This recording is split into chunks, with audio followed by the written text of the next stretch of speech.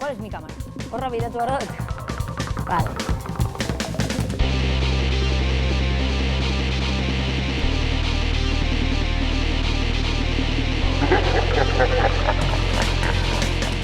Barregin edo larrua jo, zer nahiago, larrua jo, zalantzarik gabe. Noiz geratu zara barregarri azkeneko aldiz?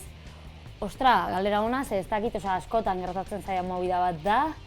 Bai, begira, Euskalduna jauregian izan genuen oindala gitxi, oindala batzuk izan genuen despotorre bat, eta, bueno, bazilatu gintuzten pilo bat kontratua sinatzean, oso tontuak gara Rakel eta biok, kontratu irakurri genuen bai, ulertu ez, baina horretaz aparte, joan ginean bertara, bero itzela egiten zuen, eta egarri ginen, eta esan genien, ostra, ura non ardezakegu, eta esan zeuten, ez daukagu urik zuentzat.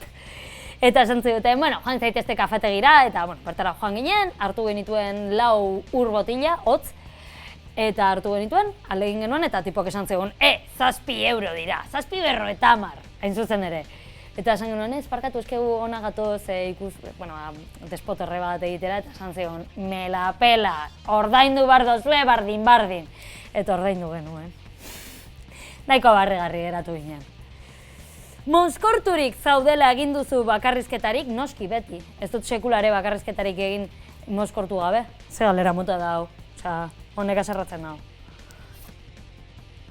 Idoia umoregile ona iruditzen zaizu, bai ikaragarri ona. Batez ere, bere txio laburtxo horiek irakurtzen dizkiot, eta gainera umoregilea izateaz aparte, iruditzen zait nahiko poesia guapoak sortzen dituela. Umorea eta poesia, hau ez da askotan ikusi.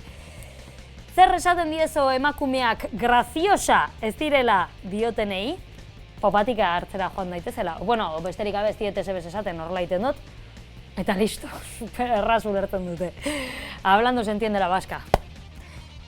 Zein herritan ez dute barrerik egin zurekin? Gipuzkoako edo zein herritan.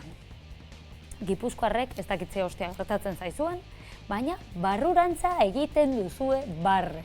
Barrea kanporantza zen, mesedes, barrea kanporantza da, puzkerrak bezalaxe, bale?